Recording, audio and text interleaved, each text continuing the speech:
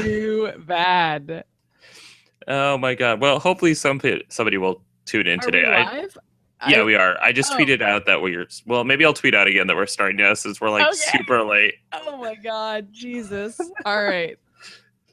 Are you Uh, are you recording in Audacity? I yeah, am, and I can actually see my waveform, which is a sign that it's actually I working. can't believe you didn't think that wasn't working before. I just clicked play and closed it. I clicked record and closed it. Anyway, I'm Maddy.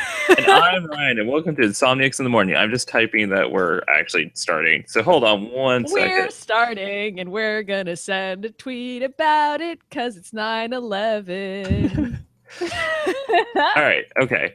Oh, I like how Mariella just messages me and she goes, "I didn't email you anything this week. Should I?" And I'm Yes. saying yes. We're both saying yes. In all caps. All right. You Welcome know, to the show, Mary everyone. Ellen. Welcome to the show, Mary Ellen, and also everyone else. Welcome. We're tired. I'm It's very tired. Wednesday morning and we're tired. This is round two of us actually not sleeping. Well, I don't know about you, but for me, I definitely did not sleep last night. I kept on waking up from like a series of crazy dreams. And Yeah, same pretty much. I mean, yeah, I didn't have any crazy dreams. I just feel like I never actually slept. I don't know. yeah, that's how I feel too. I feel sort of exhausted. So it's gonna be Anyway. a fun day. And today, unlike other days, I'm racing over to the studio after we're done. Because normally I take Wednesdays off, but since I had to take my car in for repairs for the past 2 days, I've been stranded at home working from home. So, yeah, it's gonna be a very crazy day, a crazy Wednesday. It's like my Monday is today. Oh, well, at least your car repairs were sort of minor. I mean, I realize that's not like an interesting thing for us to talk about on the show. No, it's not. You But know what? but we can talk about what spawned me to go to the repair shop is because, I mean, first of all, there's been sort of like a weird bumping going on my car for a while now. But it's like, I mean, Did we're it not people turn that have out a that the bumping was like some sort of cool alien? Like, is it? yeah, knocking on the bottom of my car. No. Yeah. It was actually just some chud coming out of the sewers again. Okay, that happens all the time. You just Yeah, gotta especially in Connecticut. brush it off. But okay, so I basically have had this bumping going on, and since it's like unless you make a lot of money, people don't take their cars in to get fixed the second they hear something wrong with it. And so Oh it's sort no, of I like actually don't know anyone who does that. I'm right. pretty sure everyone is like, it's fine. It's I mean, fine.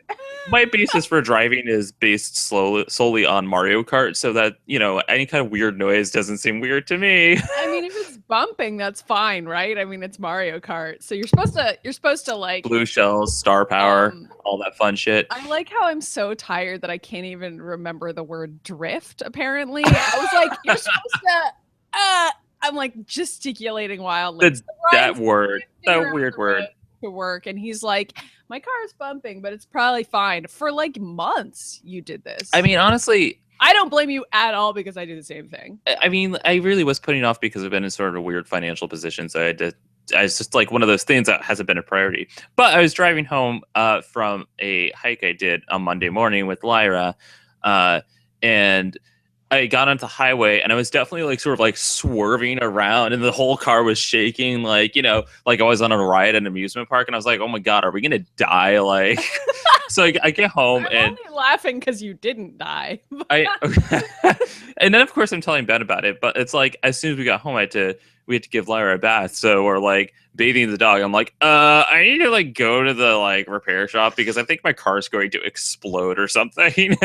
I'm like, I can't drive it anymore. Yeah, that's terrifying. I've never had it get that bad, but it was just a tire, right? It was like the back two tires, which were old and I knew needed to be replaced at some point in the near future. But it's like tires, man, I just don't fucking want to deal with them. I know, so, tires are super annoying. At least it wasn't a flat tire. Yeah. I mean, there was, but when Ben was following me to the repair shop yesterday, he's like, there's like a weird bump on your tire. I'm like, okay, that means it actually is going to explode. So I'm glad we took it in when we did. Holy shit. Yeah, you could have had a blowout on the freeway. Which would be terrifying. I've had that happen. You were with me the one time it ever happened. Okay, but that was a flat tire, I thought. You didn't have a blowout. Maybe. I can't remember Oh, the you know what? specifics. It was years ago. It was like we were literally traveling There's down south to no Connecticut point in to go reliving to a that rehearsal story. for a musical, and my tire blew out. Yeah, and we were like, yeah. I mean, Ryan and I've been through a lot together, you guys. Oh, do you Anyway, remember that? Oh, hold on. Do you remember that other time that we were driving? We were like yes, 19 and in Boston at 3 in the morning. I instantly remembered that as soon as I said that we had been through a lot together. There was a time when Ryan was driving me home and he like hit a curb and then we got a flat tire. Oh, But no, it wasn't even a curb. Like, let's be real. It was a full-on median. it was a median. I But it ran was over a a median median. on the carriage lane in Boston ComAv. So if people know where that is, there's like these weird medians and it was dark and also like the middle of the night. But we were nerds, so we weren't drunk or anything. We were just We were super high, probably. Like, the we probably middle went to of the night. McDonald's and had like 8 We flurries or went to something. 24-hour McDonald's and got flurries when we were 19. That was something we did a lot. And we were not cool. This was not cool. No. It felt very cool. It felt like going to a bar or something. I don't know why we did that. So it was just the middle of the fucking night. And we were like, well, now we have a flat tire. But it wasn't like for an It exciting... was 2. It was 2 tires on the right side because I ran full onto the median. Oh, wow. I don't think I even knew that. Yeah, that's why it was so bad. And then I think I walked home from like where we were. I think you grabbed the tea because they were like, well, the last train's coming through. It was 2 a.m. Oh. I mean, right? I think I walked home. That's how I remember it. But it was fine. I mean, you know what? We were close enough to my place that I guess I was like, I don't care. Deal with it, guys. Like I was an asshole, apparently. Yeah, that was a fun story. That was also before I realized I needed glasses, and that was sort of like the spark of that because everyone's like, that median was obviously there. Oh God, that's terrifying. Like, think of how many times you drove me around over the course of our lives that like you didn't have glasses. I mean, like, think about that. To be fair, I think my eyesight was probably better like 15 years ago than it is now. So like, maybe. Okay. So, all right. Anyway. So we were probably fine. We probably weren't on the verge of death. Car stories. I don't know why we talked about that. We're tired. We are tired. Maybe we made somebody laugh out there. I don't know. You know what I'm happy about because I'm a vindictive asshole. Apparently, Batman v Superman is getting crappy reviews already. And I'm like, that's what you get. For cutting out Barbara That's not Gordon. vindictive. That's more like just that's a fact. What you get, Zack Snyder. We all knew it was going to be shitty. I mean, we all saw the first Superman movie, so. I mean, yeah, but like for some reason they put Zack Snyder in charge of like every Justice League movie and like everything. They're like, let's just give him all of it. 300 was good, right? I don't know. People liked it. It's sort of like they just are rushing through it because they were like, okay, all these Avengers films are coming out. We got to pump something out quick. Like, I mean, I guess, I don't know. This isn't even like on the topics list. I'm just bringing it up because people are talking about it too. Yeah, I saw that the reviews were coming in last night because there were like the earlier screenings on Tuesday and today. So like, I was like, we're not going to have enough time to really read them, but I know it's happening. So it is happening.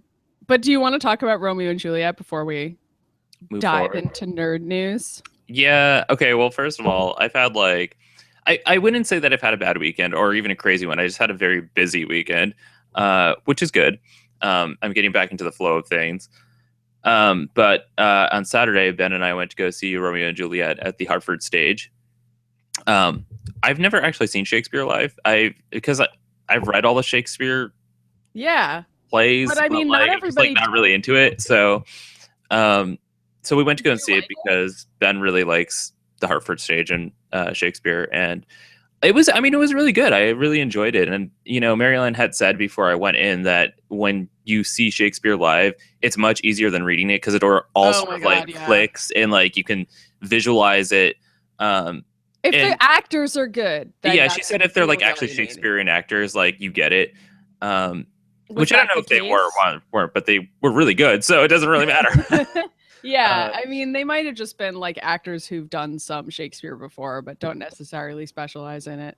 But yeah, I mean, my high school did Romeo and Juliet, and I thought it was amazing because I mean, obviously it was like the best high school actors of my year, and even them performing it made it so much easier to understand what was being said than having read it in English class like the year prior. I mean, it's tough because like all Shakespeare is like, it's all monologues. All of it are really long monologues. All of the monologues are usually also a metaphor for what's going on. Right. So a character will be like, I'm comparing this person to a flower, but you need to understand who I'm talking about. And it's so much easier to understand it if they're gesticulating and like looking at the character, and like it's like awesome how much easier it is to understand. Acting is cool, guys. I totally agree. Acting! And it's also sort of like, with Shakespeare, it can be interpreted in so many different ways. And sure. And so then it's like up to the director too. Yeah. And until I was seeing it live, I was like, wow, Shakespeare is like, I mean,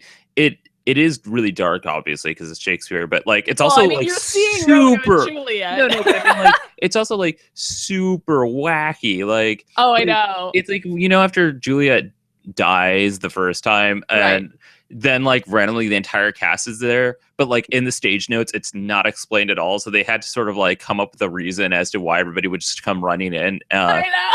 So, I mean, it's interesting that they would do that, but that's funny that the director put something like that in. I've seen shows where they just quietly have everyone show up. Oh no, they had the director in this made everybody come running in because it's the wedding day, so they came in with like band instruments and stuff, and we're like, let's celebrate. Oh wow, that's kind of amazing. Yeah. And so I was watching this, and the thing that really stuck out to me were two things. One, it really does.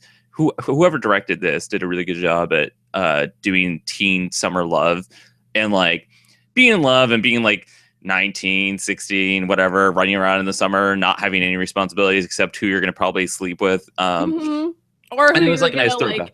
Make out with and feel way too emotional about it, even though like it never went any further than that. Right. You did a really good job of like making it look like all these kids were just hanging out, which I've seen other incarnations of Romeo and Juliet where they're all adults and it's like super gang wars and like whatever. Yeah. And this is just like kids being stupid. No, you're right. And like that's why West Side Story always kind of worked for me as like the adaptation of, because even though it has the gang wars, it's also still an emphasis of like these are children. Like there's also like a lot of dancing. Yeah, but it's like it musical numbers. Kind of real to me, as opposed to like some of the adaptations.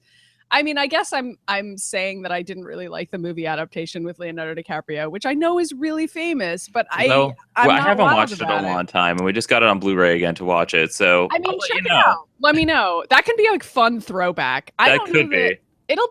It might be better than I remembered it, but I remember watching it and being like, I've seen stage productions that are better than this, because it's just really hard to translate Shakespeare into film, and I don't really know why that is. But it's interesting because they say Shakespeare could be translated into like anything, any time period. But I don't know if the language works for film. Right. Do you know what I mean? Like, I love 10 Things I Hate About You. I'll watch that a million times.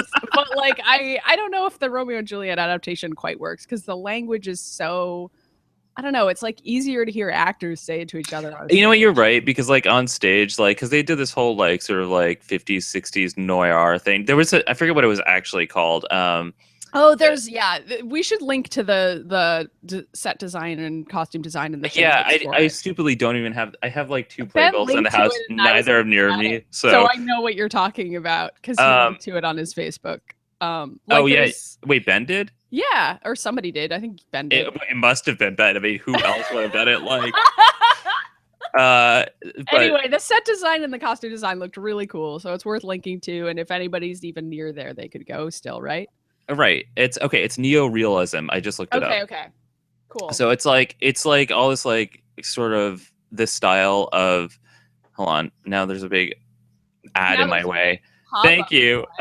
It's like I've tried to read what it says. The imagery for this production is inspired by the work of Italian neo-realist cinema, with its stark contrast between majestic architecture and war-torn rubble.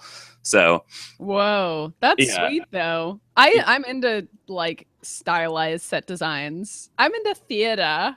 Me too. I mean, surprise, we're doing this. So I know, but I don't think people know like how far the nerdery extends. Well, I mean, it's the first time we've ever really seen you talk about a play anywhere. Like, you don't ever talk about it, but I know that you've been like heavily influenced by the stage. I've done a lot more plays. I don't ever talk about that anymore, because it was like a time of my life that just has been completely eclipsed by video game journalism. But there was a pretty significant chunk of my life that I was like, I'm gonna try to act in the theater, and like I just literally never discuss it now. I was thinking about how 10 years ago I was doing everything I could to be an actor, and it's like I'm so glad that like YouTube and shit exists now where we can just make whatever the fuck we want and not give any kind of shit, you know, like Gino. I know. It's like, yeah. But because I was also there's that, but I think there's also the fact, and like I've joked around about this before, but like I don't think I'm that good at acting. Like I would love to be better. Like it's fun. But I would love to be better at it, and it's something that I work on whenever we make projects together. I like really think about what we're gonna do. But, yeah, like, me too. I don't think it's my strong suit. I think I have other things that I'm good at. Like I'm good at public speaking. I'm good at singing. Yeah. And so if I'm in a musical theater thing, I can sort of cover for the fact that I'm not a super good actor. Do you know what I mean? Like I can kind of use those other skills to kind of be like, well, she's a relaxed performer. Maybe she's playing the same character in every single thing she's doing, but you know. Well, I mean, I think it's challenging that we're doing a bunch of web series now too, because it's so different from stage stuff. Because like you have to people concentrate can on being more compare what we're doing in every single thing. Yeah, but whenever we do Gino stuff, I'm always like, okay, what I learned from what we did at Kineticon is that like our facial features have to be a lot more subtle than what we do on stage, because you can't be like, oh my god, yeah. You know, so it's totally and I'm sure different. I'm already fucking that up. And like since I've already done one show, which is Samus and Sagat, and like now we're doing this other show, I'm like, everybody's just gonna watch this and be like, oh, Maddy plays the same character and everything she does. Just an angry nerd, okay. Yeah, like every single time Maddy does anything, she's just Maddy. Like I feel like they're gonna instantly figure that out. So I hope you guys like me, because that's all I can do. Maddy's Maddy. It's me again. It's me playing the role of me. Of being bad. Yeah. Okay, so and being an angry nerd. I like how that was how you characterized it, because that is spot on. Well, yeah, like, I mean, like that's sort of what we both like. I mean, I'm not playing that character, but it's what we're both best at. So, I mean, you kind of are. You're playing. Actually, like, yeah, you're right. All right, let's not give anything away. Let's move on from this. We're not angry nerds. That's definitely not what Gino is about. It is. I mean, it pretty much is. All right. So before I finish up on this topic, I'm going to say the only other thing that really stuck out to me watching Romeo and Juliet live was Juliet's first fake death scene where she's contemplating whether or not to take the potion that's going to put her to sleep, or she doesn't know if it's going to kill her, or if like she'll wake up too early, or if Romeo will be there. And I loved that, because I never really understood how human it made her in that moment, where you know, you're considering all these options and like, you know, how terrifying that is, you know? Yeah, that's awesome. That's cool that they got a good actress for that role, because she has so many monologues that are completely by herself, which is like the hardest thing to do as an actor, which I know as a bad actor. Like, well, okay, you know what's really funny? No one to like go off of. You have to. I know it's like I can't believe like how much monologuing they do, because like for the first like entire act, like Romeo and Juliet don't talk a lot. I know, yeah. And like considering they're the main characters, like everybody else does. Yeah, and like Mercutio is talking a lot, and like the nurse is talking a lot. Like there's all these other characters who are coming in and talking. Yeah. And you have to kind of infer that Romeo and Juliet are going to get together, but you like don't even really know how that would happen. Right. You're like, well, Romeo's busy being obsessed with his ex-girlfriend right now. Like, how is he going to end up with anybody new? Like, I remember the first time I read the play, that blew my mind. Like, when I was in high school. I like how Ben put it. He just goes, this is why we don't listen to teenagers. He's so right. And that's exactly what Shakespeare was trying to say in that play, was that, like, teenagers need guidance in their lives. And you shouldn't probably marry them off when they're 16, but you marry them off when they're 14. Like Juliet is younger than. I can't even fucking remember their ages. I mean, like they're all played by like 30-year-olds in the show. So. Well, yeah. I mean, that is one thing that I think worked really well about the high school. The fact that I saw a high school production is that even though, like, obviously you have like a child playing the priest and like a child playing the mother and like all that shit, that's weird. You at least have everybody else as a literal teenager. Yeah. And I think that works really well for Romeo and Juliet. I don't know how you could do that, like, unless it's like on Broadway really. Or if it's I mean, you can do it. I mean, I've seen. It's difficult. I mean, I've seen like community theater productions of Shakespeare, not Romeo and Juliet, but I saw like Henry V or whichever one, and they had like a mixed age cast where they had like very young college students playing the younger characters, and then they had like adult actors in the rest, and that was really cool. That was probably like the widest age disparity, was like maybe like 19-year-olds were playing the teenagers. I mean, that would make more sense. It worked pretty well. That was in Boston. I don't remember the name of the company, but it was like a 5-person Henry V. It was friggin' awesome, and a friend of mine was in it. I'm gonna Google it because I want to remember. Because you didn't know you were walking into like half an hour of us talking about Shakespeare, but you know. I can't find it. Anyway, don't worry about it. It was amazing. The end. All right. Do you have any? Oh, do you want to tell me about what did you do this past week? My music. I mean, I could just mention it. Okay, well, you had an EP release. There's that. I put out some songs, guys. If you want to download 2 songs, you can go to maddymyers.bandcamp.com or maddymyers.net/music. They are a throwback to when you were like 19. I know! So speaking of Romeo and Juliet. Listen, guys, remember being a teenager and like having your relationships where you treated with somebody really poorly and you still feel kind of bad about it as an adult? Well, if you're me, you write songs about it and feel sad.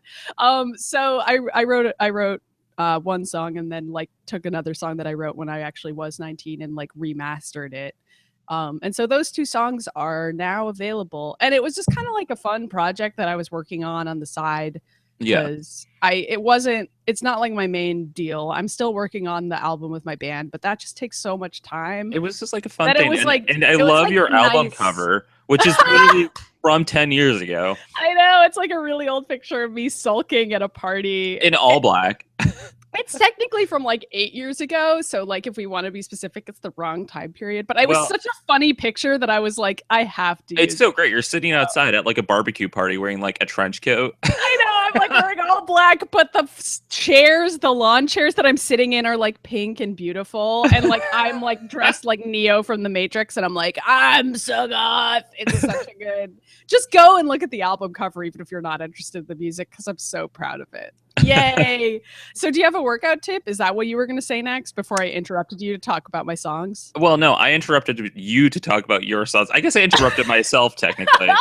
Okay. Well, we're supposed to do workout tips next. Yeah. All right. Let's stay on track for once. No. Well, I don't give a shit. I have like a bunch of crazy stories I could tell, but I'm not going to. And I keep on wanting to talk about this, but I'm not even ready to yet. But I am going to be starting a new vlog soon, and the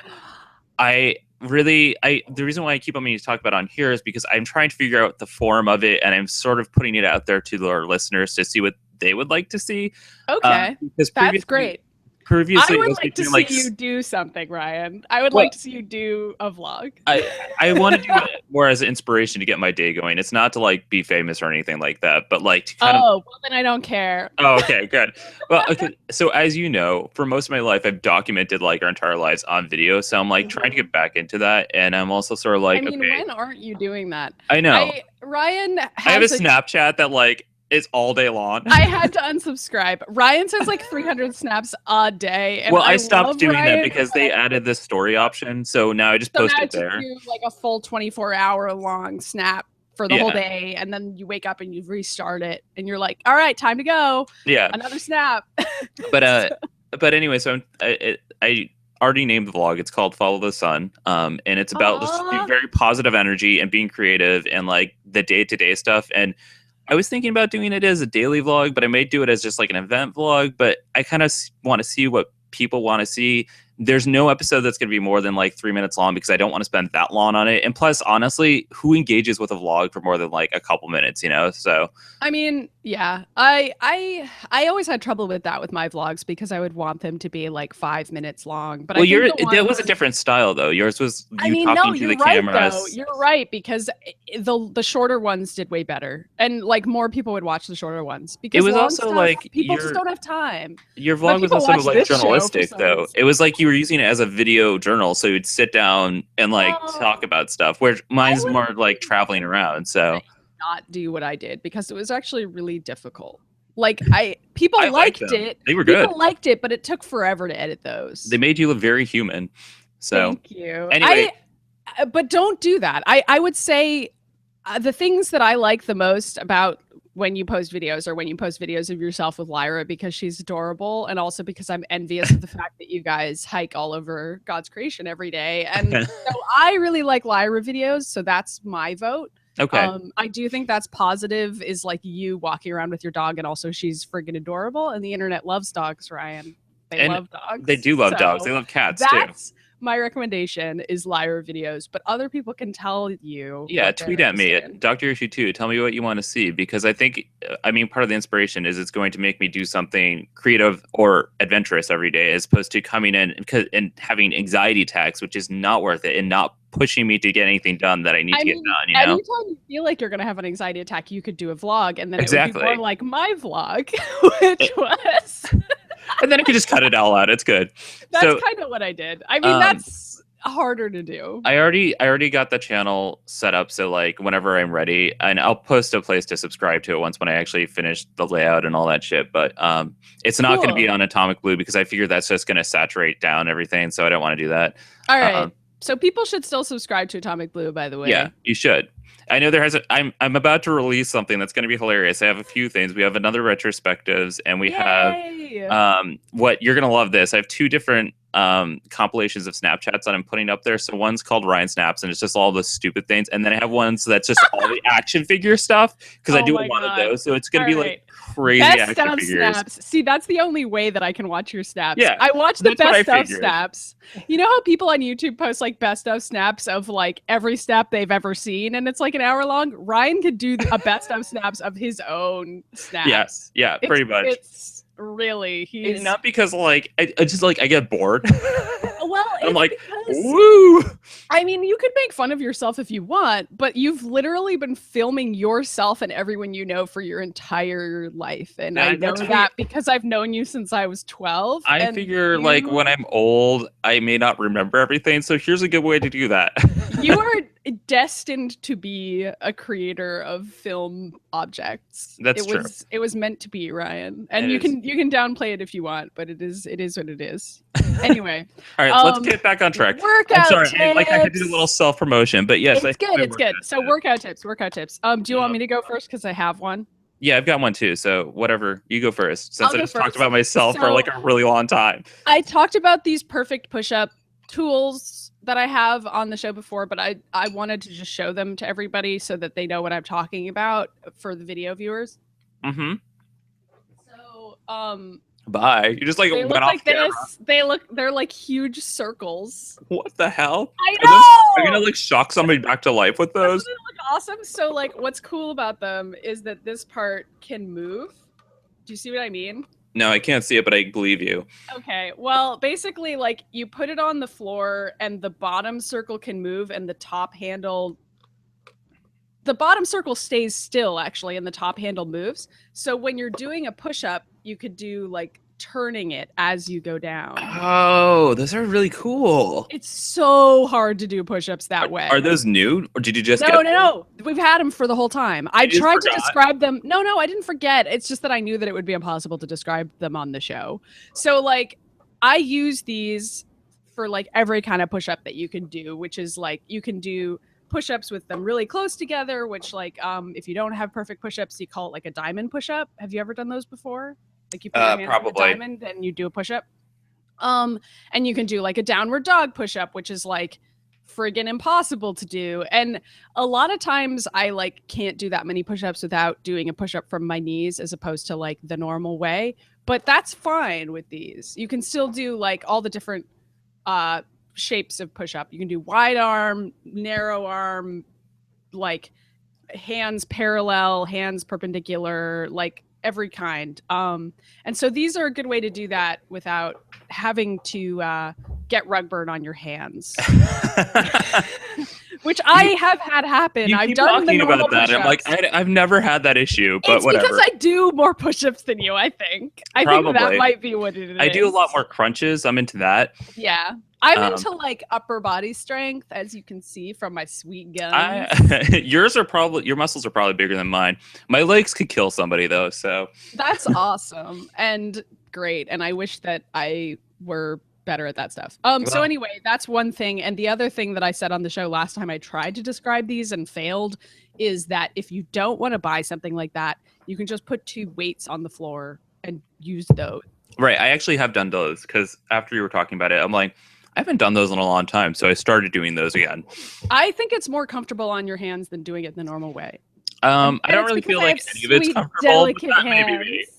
I mean, it's not. It's push-ups are horrible. But every time I do them, I feel so much better about myself because I'm like, I feel like I'm going to conquer the world. So as far as exercises go that like make me feel jazzed about my physical strength, push-ups are pretty up there. You need to be able to punch bears, as the Oregon Trail kept on making you do. So okay. Well, the Oregon Trail also like gave you a rifle and was like, just go hunt the buffalo to extinction. No, dude, remember when I played that Oregon Trail again for the first time after years last year, I had you in the game and it kept on saying Maddy went to go fight a bear. And I was like, what the fuck? Why did she keep doing this? I forgot about that. You put like me and Gita and Mary Ellen in the game. And yeah, it was like all bitch Samantha squad. And like all of our buds. Yeah. Was it everybody? Was Rain in there? Did you manage to fit all of the bitch squad in there? Yeah. It was bitch squad. Just so people know, bitch squad is the name of all of our friends. Okay, well, we had a group that was like super tight a few years ago. We're still pretty close. We're all still friends. I talk to them every day. we were just like all 6 of us were just sort of like, we don't have time for the world. We're just gonna do our thing. But it was fun, and we're all still friends with all those people, even though some of them are far away now. Yeah, it's sad. All right. Anyway. So hold on a sec. My workout tip today is using plates. It's a donut. To do crunches to give you a little resistance. Because I've been using this muscle building book that Ben got off of Amazon. I've been like reading through it, and so you kind of take crunches and put it behind your head like this, and go forward. And it gives you a little bit of resistance. Or you can hold it in front of you. Does it also help you not put your head forward when you're doing crunches? Because I know that's a problem for people sometimes. Yeah, I mean it does. I mean I don't really do that anyway, but it does help. Yeah, but like but it's more about the crunches wrong. You can really hurt your neck because if you're curling up your head as you go forward, your spine is not straight. Yeah, you have to keep your spine completely straight, which is hard to do because you're trying to like cheat the system and be like, yeah, I'm completing a crunch. I'll just move my chin forward a little. But you can't do that. But so that's a good way to do it. So this is great because it does give you some resistance, and like it. I mean, it's also sort of like building your arm muscle a little bit while you're doing crunches, so it's not strictly on your abs. Yeah, I used to use those back when I had a gym membership, and they had those like weight circles lying around. I know they're called plates. Circles. Listen, they're called plates. They're called donuts.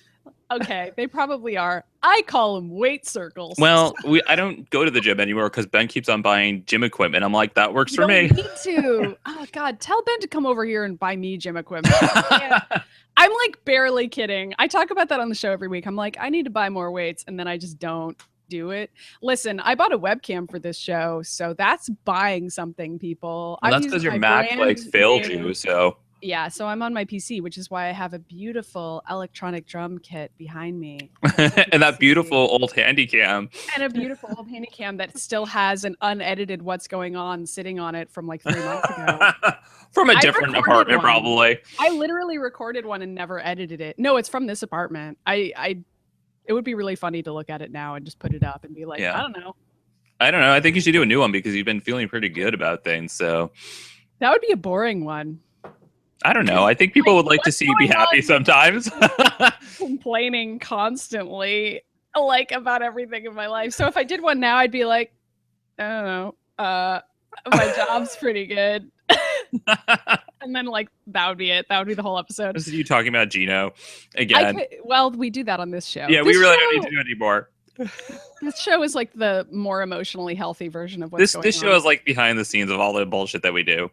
So yeah. Okay, let's talk about some nerd shit. There isn't. I mean, there's not a lot. There has been stuff, but we're just not really into it. Like Daredevil season 2 came out, and I have been watching that with Ben, which is really good. It's got Punisher in it. But that's as far as I am. I'm also still watching season 1, so I'm watching them like at the same time.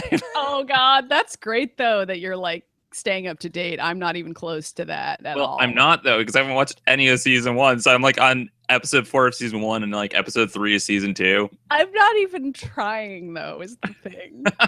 Like I'm not caught up on anything. I'm just floating through life. It's harder for you because, like, for me, like, I can do it while I work, but you literally need to write. And when you're writing, like, you cannot have anything else on but some quiet music. Silence or, like, maybe a video game soundtrack that's on Yeah. low. I can't have anything playing in the background. And, like, I have tried to have things playing in the background while I'm doing other work tasks, like if I'm, like, scheduling stuff on Twitter or whatever. But even that, I can't. I'm like, this is too distracting, and I turn it off after, like, 5 minutes. I can't have any distractions. No, see, I like it for background noise, but that's me. If that's I'm doing data entry, I like it, but I don't have a data entry job anymore, so I can't. Yeah. Anyway, we've talked about that on the show a million times. The point is Daredevil's good, right? It's good? It is good, and I like it so far. I haven't gotten to any of the Elektra stuff yet, but I love Punisher. As you may have remembered, I read a lot of Punisher in high school, so... People are saying that they think that the second season isn't as good as the first season, and since you're watching them side by side... They're very different so far. True? They're very different. What's the difference? I mean, like, I feel like the first season was a lot slower. That's how I feel. But, like, I think you spend a lot more time on character development. But they both do the same thing where they, like, there's awesome action sequences, but, like, they're few and far between because they spend a lot of time talking out situations instead of, like, going right into a fight sequence. So... Okay. I mean, this show about lawyers that are also superheroes, you know, like... Yeah, so they're going to talk things out a million times before they do anything. It's like Law and Order, but, like, better, and with Daredevil. Yeah, it's exactly like Law and Order. It's almost identical to Law and Order. Anyway, let's talk about stuff that we have seen, like this X-Men Apocalypse trailer, the new one that came out. Okay, let's talk about it. I sent it to Ryan as soon as it dropped because that's what we do. As soon as anything X-Men related comes out, we're like, oh my god, it's like out of control. And then we talked about it for like 2 hours. So, I mean, where do we start? You didn't like it. You didn't like this trailer. Oh, it's funny because the first time I watched it, I was like, why did they release this? It was fine with the first one, but then I watched it again like a couple days ago. I'm like, all right, I like it now. I didn't like it because I was like, okay, you literally showed us all of this before. Like, what? Why do we have a second trailer? I mean, that's how trailers work now. They pump you up for a trailer, and then like there's a trailer for the trailer, and then they're like, oh my god, the trailer release date in a month, and you like get excited about the trailer release, and there's like maybe 1 or 2 new scenes in the trailer, but mostly it's the same trailer. I mean, I don't know why I feel like I need to criticize a trailer because like it's really it's not supposed to reveal anything, you know what I mean? Like I think it just I mean it's like my job. You have an opinion here? You're like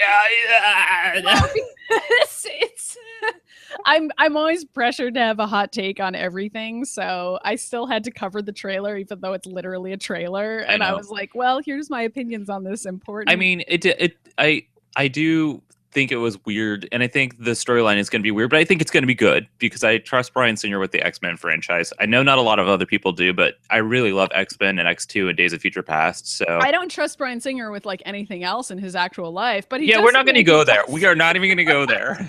He seems like he does an okay job with the X-Men franchise. He's a huge X-Men nerd, so that helps. Yeah. And I agree. I'm going to see it. There's no world in which I don't see it. I am also like a little skeptical about, it seems to be suffering from the same problem that a lot of these superhero movies are, where there's so many characters in it that it's like, yeah, but he did absurd. Days of Future Past did a good job of still focusing it in all of them, so I'm not worried about that. Yeah, but they still had to like cut Rogue out, and then that kind of made the movie weird. It's like they keep biting off more than they could chew with these, and coming up with something really complicated and being like, well, let's tell a story that was told in like 600 comic books in one movie, and just like try to cram everything in. And well, I mean, I don't know that we already know how we feel about that. I'm pretty sure we're getting a second take on the Dark Phoenix saga because they seem to be setting that up already. That's fine because they need to redo that. But they really do.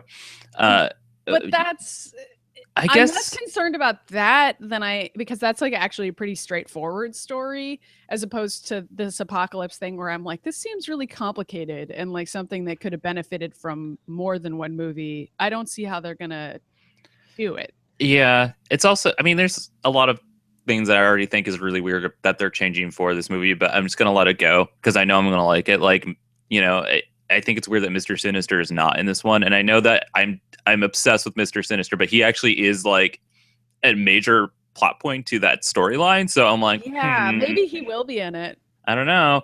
And then the other thing I find super weird about this right now is that I'm like, what is this version of Mystique that's not Mystique? Like, I know, and we talked about this a little too. I mean, don't don't get me wrong. I love Jennifer Lawrence, and I don't have a problem with that. I just feel like it's really weird that like we have these.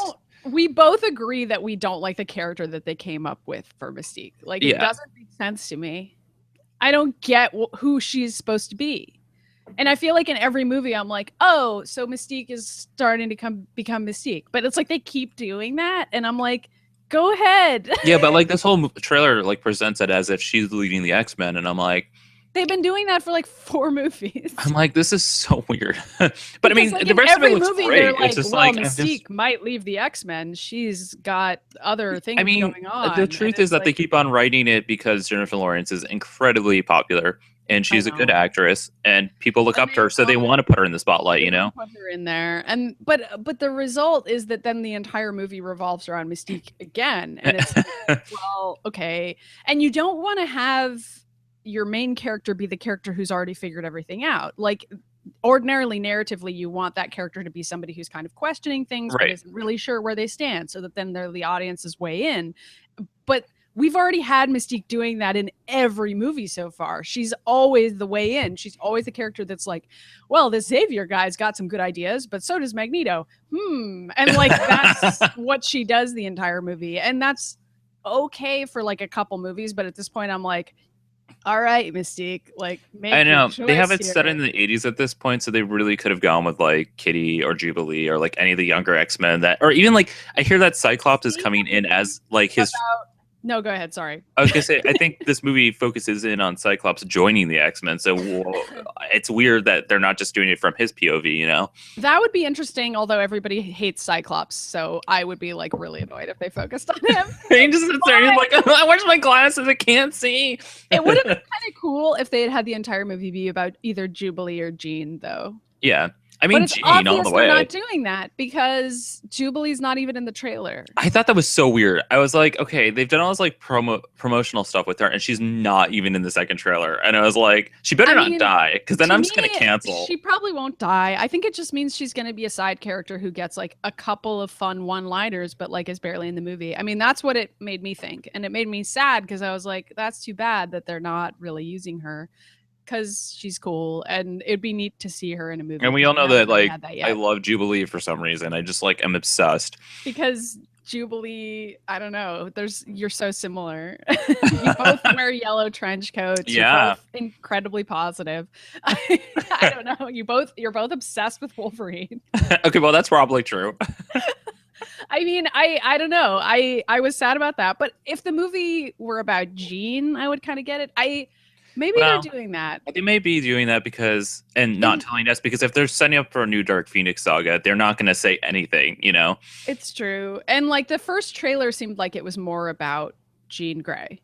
Because they showed her at the beginning. From some of the interviews I've read too, it's been a lot of McAvoy and, God, I'm blanking on her name, that's playing Jean right now from Game of Thrones. I forget her name constantly. Sansa. Oh my God. I don't know. Yeah. And they were talking about it, and they keep on talking about how the two of them have a lot of intense moments that they say is about apocalypse, but it's really not about apocalypse. It's about something else. I'm like, I wonder what this means. So yeah, I mean, I'm up for that. Me too. So I hope that's what it is. We've already erased X-Men 3. Like, they literally took it out of the canon, which is hilarious. They took it away because they were like, we got to fix this. They looked at X3 and they were like, we got to fix this. Because people still rag on it. It's been like 10 years and people are still like, God, why was this movie fucking made? And like, I ragged on it in my coverage of this trailer and people commented and were like, well, I like X3. And I'm like, who are you? So there's like 5 people out there who are like, excuse me, Maddy, but I thought X3 was pretty good. And I'm like, all right, fine. If you liked it, that's completely fine. I think most people agree that it was weird and bad, but if you liked it, no one's gonna be mad. I need to I don't know. Sometimes I rewatch it, but it's like every few years, and like I'm always like, oh, I can't do this. So I haven't seen it since we saw it in the theaters, I think. it's a bad production all the way around. But anyway, let's talk about these other two things. They're very short. Gotham got renewed for season 3. Which Ryan is excited about, and I'm just like, oh my god, I have so much Gotham that I haven't seen. It just gets more and more ridiculous as it goes on. And I'm glad that they just like it's not like any other CW DC show where they're like, it's going to be super serious and and it's also going to be a soap opera. And then I can't even talk. I'm so excited about it. Like Gotham is just like, it just gets more and more ridiculous, and they don't like try and like downplay that at all. They're like, we're just going to make it even more wacky. And I'm like, it works. It really works for Batman because Batman is sort of a really wacky universe. Yeah. So. I mean, people hate that show, but also apparently they all watch it. I mean, like, people rag on it, but like, if it's getting renewed for season 3, people are watching it. Like the end. Who's watching it? That's what I want to know. Okay, that's the question I asked you because there was that weird line. We ask this to ourselves every it was like a couple weeks ago that freaking Jim Gordon and Harvey Bullock had this like super gay conversation where they talked about kissing each other. Okay, but every time Jim and Harvey even talk, you're like, so Jim and Harvey had a really gay moment, and I think they're finally confirming. And I'm like, okay, but like the fact that I'm picking up on that makes me wonder. I'm like, who the hell is this written for? Like, I don't know. I mean, I think it's for people who aren't huge DC fans. Like, I think it's for people who are sort of mildly interested in the Batman world and like know the basics but aren't huge fans, because the people who do know a lot about Batman watch it and they're like, oh, this is so heavy-handed. I hate how everything is being foreshadowed. Like that's funny because like I still read up to date like all the Batman comics that come out. Like, I don't know. But I'm saying like a lot of the Batman fans that I know are like, I hate Gotham because it's too heavy-handed for me. Maybe, but I think a lot of people are also really angry that Batman's not in Gotham. But how would he be? Like because they decided to do kid. Muppet Babies with Gotham. I know, like he can't be in it, and it's already unrealistic that he and Selina would know each other. I know, like, it's like already. You just have to accept that it's like an alternate universe fan fiction. That's the way you have to look at it. Yeah, so. And like instead you have Jim Gordon being like sort of a Batman figure, and you kind of understand how later he's gonna empathize with Batman because like he's already been fighting the good fight for so long. I mean, That's what the show is. I'm like pitching the show apparently. All right, let's move on then. Last subject is. We have nothing really much to say about this other than I'm like, LOL, because I thought this was an April Fool's joke, and you had convinced me that it was not. Maybe it is. It might be. We could all be wrong. But like a bunch of boy bands from the 90s are going to be in a zombie movie called a Dead Western 7. Zombie movie. So it's like cowboys and like 98 Degrees and like zombies and Backstreet Boys and NSYNC. It's like all three in O-Town. It's.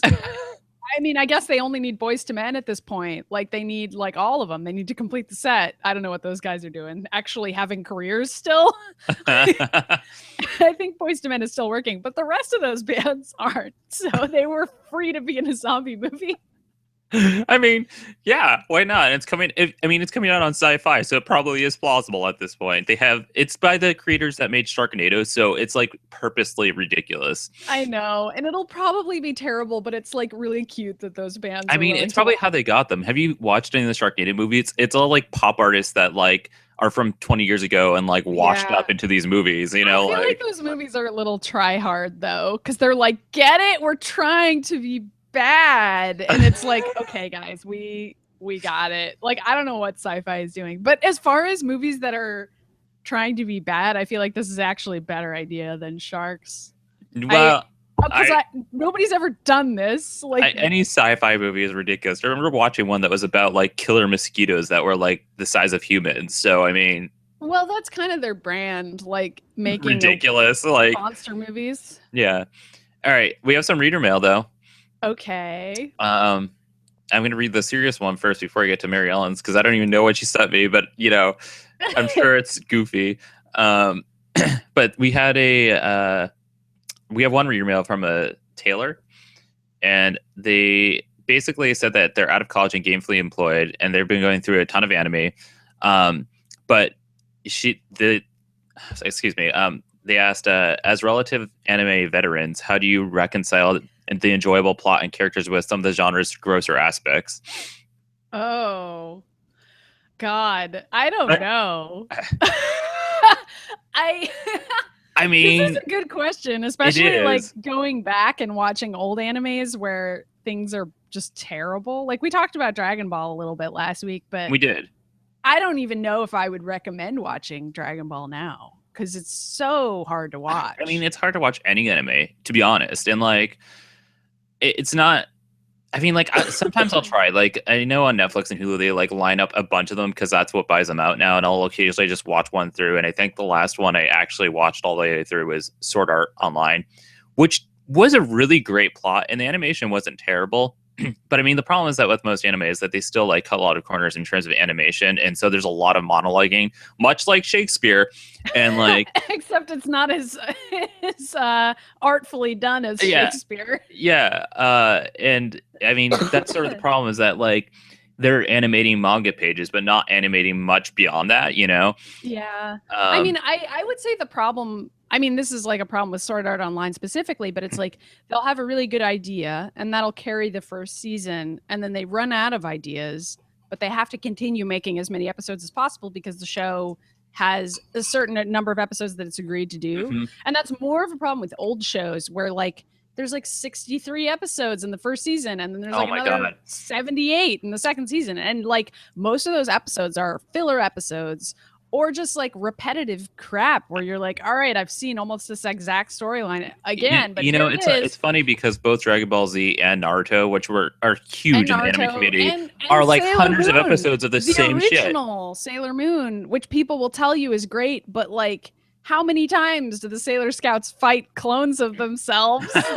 Okay, like I remember I tried giving Naruto a try, and I never made it past like episode 20 or something because they went to cross a bridge and it took like 3 episodes. I was like, I can't do this. I cannot take an hour and a half of my life to watch somebody cross a bridge. I'm sorry. I remember feeling that way about Yu-Gi-Oh! At the time. Like, I remember watching it on TV, and like, Yu-Gi-Oh! Was fighting this one red-eyes dragon for like 3 episodes, and I was like, I can't do this. I mean, that's the problem with this. And there's animes out there that don't do that are really great.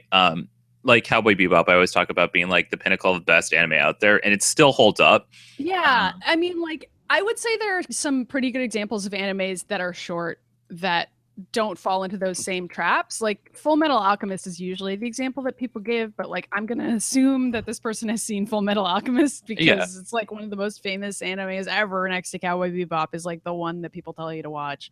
Whether or not that's fair, I mean, FMA has its problems. We're not gonna get into that and I here, think anime in general all sort of suffers from telling the same story over and over again. So like, you know, it's like I'm not even disanime because like when I want to watch something that I like don't want to think much about, I'm like, I'll watch some anime and be like, okay, like I already know what's going to happen. They use the same tropes and everything because they're just stealing the same ideas that they had from forever ago. Like I feel like everything that's mystical oriented in anime now is just like the retelling of X. Again. Have you seen X, like the original series X? No, I haven't. It's like the same story over and over again, except X was like the first one, and I'm like, okay, so we're just retelling this kind of stuff over and over again. And also there's like a lot of high school TV shows where it's just like a lot of high school dramas, and I'm just like, we've already seen this, like, you know, there's genres, and like if you like that one story, then you just watch all the anime in that story. Like there's sort of the sports anime genre, and for that you can watch like the swimming anime and the bicycle anime, and it'll be like 5 guys working out together and like having cute,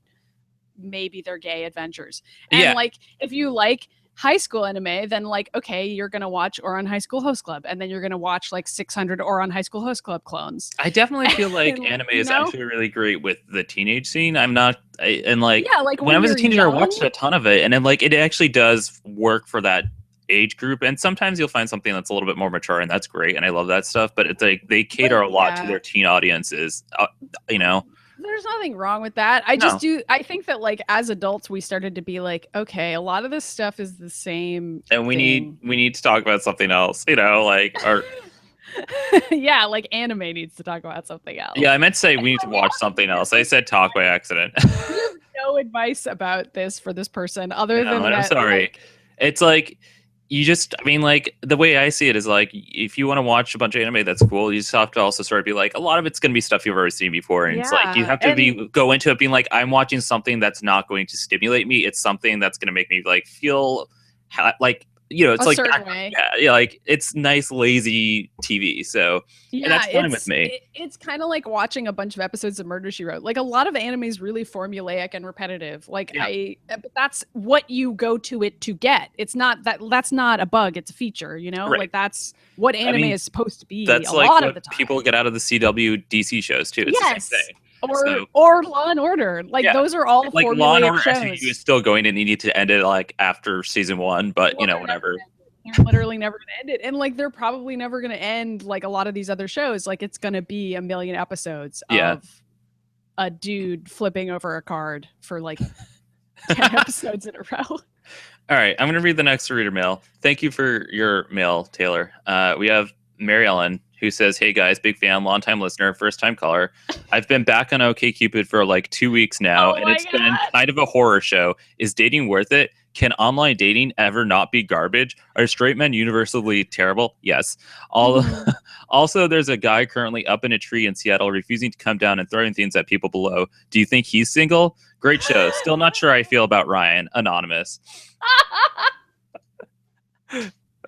Okay. Well, first of all, Marilyn, get off of OkCupid. Yeah, I mean, I'm so sorry. I'm so sorry. I don't think that anyone should date anyone. Okay. Yeah. That's my advice.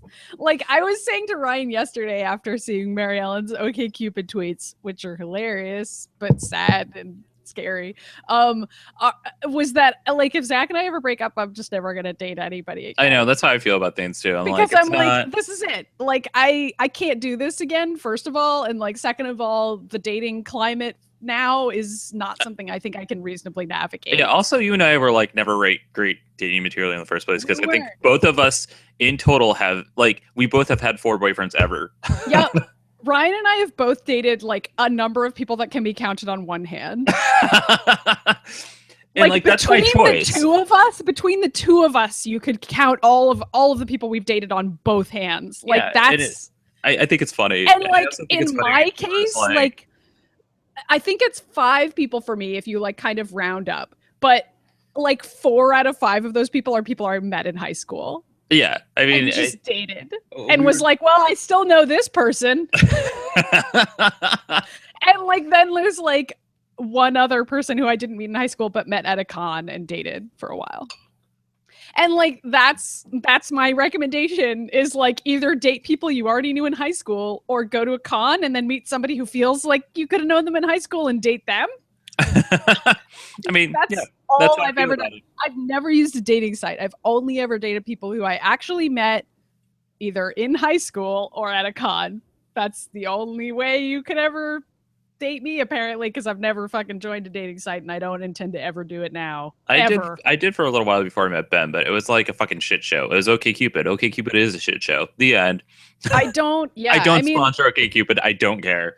I kind of feel like meeting people in person. Like I realize I sound like a grandmother, but like it seems easier like to literally go to an event and talk to another person. Yeah. Like isn't that easier than trying to like look at somebody's photo and ascertain whether or not they're a bad person from that? Like that seems impossible. You literally can't tell from looking at a selfie of someone. Yeah, with their duck lips. You can tell they're adorable, maybe, but that's it. Okay, so in all those dating apps too, like they don't even really like talk much. There's like, hey, want to bang? Here's my dick. I'm like, and that's fine if you want to hook up. But if you actually want to date somebody and like have conversations with them about what you do and don't like about the Avengers, like how are you supposed to know if they're a good person? Like I'm sure a lot of people disagree with us, but we're also like not. We're also old school and dated people from high school. No, it's not that we're old school. We're just like not really good at being human beings sometimes. Whatever. I don't know. No one should take dating advice from us. I mean, we're not kidding about how few people we've dated. No. low number. It's not even embarrassing because it's a choice. So, is it? Because I'm pretty sure that I spent most of my life being lonely and sad that no one liked me. So that wasn't. I mean, I had that when I was a teenager, but in my 20s Yeah. before I met Ben, there was like a lot of propositions. It's like, no, fuck you. Well, yeah. I mean, good for you, Ryan. That didn't necessarily happen to me.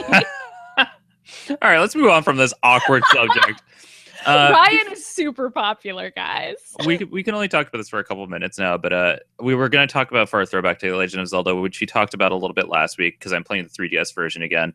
And Ocarina of Time is still a great game. It still holds up. I still think it's the best in the Zelda franchise. I mean, literally no one is going to argue with you on that. No, it's like the most famous Zelda game ever made. Well, it was like the first 3D one, but there's interesting stuff going on in there.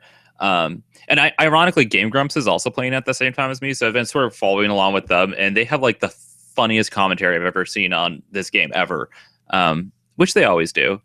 And Ocarina of Time, like, it still holds up because they have these interesting ideas. Like, this was the first game where Zelda is like not kidnapped until the very end of the game, you know, because she goes and becomes a ninja instead. Yeah. Becomes chic for a while, and then they were like, well, let's throw that idea out because nobody liked that. That's not true. They also had Impa, which is great. They had the Gerudo, which were like the first time we saw like an all-female race in Zelda. You know, I always thought it was pronounced Gerudo. I think it is Gerudo. No. When I was a kid, I pronounced it Gerudo. You could be right. Nobody knows. Okay, so I remember knows. when I was younger, the dungeons being super hard, but I played so many Zelda games at this point that I'm going through. I'm like, these dungeons are so easy. I mean, they were made for the N64. They didn't have a high capacity. So there were like a couple times in replaying it that I was like, I don't remember where this key is, and I Googled it. I'm not gonna lie. I was probably like the water temple. You probably remember better than I do. I have like no memory for games. I can replay a game and be like, wow, this is a new game. Like my brain just retains nothing. Like I don't know why that is. I was able to replay Portal multiple times and be like, I don't remember what any of these puzzles are. Okay, same with me. I just replayed it recently for my stream with Courtney, and she was like, Ryan, you have to do this and this. I'm like, I just played this. I've played this like 3 times, and Portal's actually designed specifically for you to forget and also replay it in a different way every time. Ocarina of Time is not that way, but, you know, it's still good. I still love that game. The only thing that, like, the dungeons are easier to me, but I still can't remember where the fuck any of those, like, golden skulltulas are. Like, yeah, I can't. I've always had that problem. There's always like weird parts. Like I remember when I was playing the water temple or whatever it was, I got really turned around and I had to Google it, and I was like, I don't remember what the water temple is like purposely like really fucking hard though. Yeah, but there were just other things where I got a little bit lost. But I mean, I have no shame about Googling things at this point. The period of my life when I tried to not do that is over and has been over. Okay, well, that period of our years. life was when we were kids and Google didn't actually exist well, yet. Yes, but even after it existed for a while, I was like, I'm not going to look up game facts. I still do that sometimes, but for them now it's like there's so much shit that I'm like, I don't have fucking time. You've seen our Let's Plays with Team Sexy Bane, in which I'll be with Mary Ellen and it'll be like, I'm like, can you Google it? There's like parts where I had to cut out because we had to Google it for like 20 minutes. Oh, God. All right. Well, then I guess people can't see in the Let's Play because it's all done in post. It's all edited away. Nobody wants to watch us Google for 20 minutes, okay? But are you just like telling our listeners to play Ocarina of Time? Is that what the segment is? That's what it is. Have you heard of this hot new game, Ocarina of Time? Well, I don't know what else to say about it other than like it's still. I mean, the thing that made it so great when we first played it was that it was the first Zelda in 3D, and now it's like it still is a great game. The thing that makes it great when you play it is that it's the only game where Zelda gets to do anything. Like, unfortunately, that was also there's Hyrule Warriors, but that's not made by Nintendo, so that says something. It's also not really the same genre of game, which is fine. It's just not the same type of thing. Maybe someday we'll get a game where you play as Zelda. No, maybe too controversial. Can't do it. Can't. Come on, Japan. Don't fail me. I don't know. They might do it. They've been saying they might do it for like ever. I don't know. All right, let's talk about food. Sorry, guys. It was a short throwback. Just go play the game. I don't have a ton to say. We talked about it last week too. So. Yeah, we did. It's just a great game. I don't have a lot of complaints. And it's one of those things that still holds up after 20 years. So that's good. Yeah. I think it's easier to go back to than a lot of other Zelda games, personally. before we go, we have to talk recipes, and Skye sent us something for a toasted sourdough sandwich. Oh, wow. So, well, I guess we're talking sandwiches today. Alrighty. I just make a boring grilled cheese. That's what I do. All right. Just, Are you ready for me to botch everything that Skye sent me? Because that's what I always do. I'm ready for you to blow my mind by telling me about a grilled sandwich that I will probably be too complicated for me to ever make, but I'll imagine how good it would be. All right. So she says, this rock and roll lifestyle of doing a bunch of shows and playing a bunch of Bloodborne is wearing down on me. So today there's a simple recipe that I myself do from time to time. Toasted sourdough sandwich, vegetarian style. First, a fun cooking tip. The numbers on your toaster are not units of toastiness, but actually the number of minutes you'll be activating your toaster for. At least that's what Tumblr says. And it works that way with mine and my folks as well. So toast your bread and then top it with what you like and grill or microwave if you want to melt any cheese you put on top. I personally enjoy a thin layer of butter, slices of avocado, and Swiss cheese along with a sprinkling of freshly ground pepper. That actually sounds very good. It does. Cheese goes a long way. And then she's got her joke corner. Oh, God, this is a long one. I'm going to fuck it up. It's tragic how few jobs there are in the entertainment world these days, especially in music. It's getting more difficult all the time. In fact, here in LA area, and the entire orchestra recently went belly up. I don't know, entire orchestra? I don't know. I'm probably reading this wrong. It was for a really odd reason, though. See, it was the LAPD orchestra, and the problem was everyone wanted to be in the string section. That's right. There were entirely too much police violins, just out of control with the police violins. Wait, okay, so this is a Skye joke, so that means there's like 6 layers. So there's an orchestra in the LAPD. I'm on board. This is going to be a joke about racism. But why? But why would the string section? I'm confused, Skye. She tweeted at me last week. She's like, I'm just keeping testing my jokes out on Dr. Yoshi to see if they're going to work or not. I don't get it. I never get it. Skye's jokes are too complicated for me. I'm always like, wait, why? I think Skye's just smarter than we are. Well, yeah, but that's an important lesson of comedy, is learning how to dumb down jokes for your audience. So, I know, I disagree with that, but only because we did that roast, and like Gita and your segments were the only parts that I really liked, and they were the most thought out ones. So that's true. You do also have to actually prepare jokes. Yeah, that's true. If you're writing comedy, you have to care enough to prepare jokes, but you also have to have the jokes be something that like is accessible. I don't understand why string players are inherently violent. So hopefully Skye has an explanation. It's a tiny violin. Is it because like you string up the bad guys? That's like a very She-Ra explanation of why string players. I guess there's no real stereotypes about orchestra players being violent. Maybe. I guess Skye can tweet at us explaining the joke. She's going to explain it, and I'm going to feel like a jerk for not getting it. That's what happened during that other joke. I never feel like a jerk. I'm just really slow, so. Okay. Well, I guess this is the end of our show, right? Well, do you want to give me a freaking recipe, or are you just going to leave? I mean, I guess I will. I mentioned grilled cheese. I do it the simple way, where I just put cheese on bread and toast it. I mean, I don't know. I have made like nothing interesting this week at all. I mean, I agree with you. I had grilled cheese the other day. It's great. There were like multiple days this week where I didn't even eat 3 meals a day and just kind of like had some snacks and was like, I'm hungry, but I'm also too busy to care. Like this was a terrible week for food for me. No, I feel yeah. I guess if I had to do something, I wrote on my thing vegetarian melt, but that's exactly what Skye did. But I mean, for me, it's usually it's the concept of a grilled cheese, except I'll put like tomato and spinach and like just a shitload of vegetables in there because when I was still eating meat like 10 years ago, I really loved tuna melts. So I always try and like find a way to do that vegetarian style. And obviously you can't use fish. Yeah. What do you replace the tuna part with? Just more cheese. Like, so it's like really, You can use like fake chicken or something though, right? I mean, yeah, I mean, I could do that too. And it's like just sort of like whatever. I mean, the part of a melt isn't actually really about what's inside it other than the cheese and the cheese melting around it. But like you want to put some vegetables in there. Have like something else so that there's some crunch to it, or I don't know. I'm really a fan of like tomato and spinach and putting that in there with it. So, and sometimes chicken. So I would probably be more likely to put in like bell peppers or something with a little crunch because I like it if a sandwich. Well, that's how I made my quesadillas last night. I was like, I made quesadillas that was just like bell peppers and that was it. And Ben's like, you need to put more in there. Yeah, that's not enough food. But they're really fucking good, so whatever. Yeah. Anyway, we need to close out because both of us need to go to work today. Yay, work. Yeah. So thank you for listening. You can follow us by subscribing here on YouTube. Mary Ellen explains Skye's joke to us. It's police violence. Oh.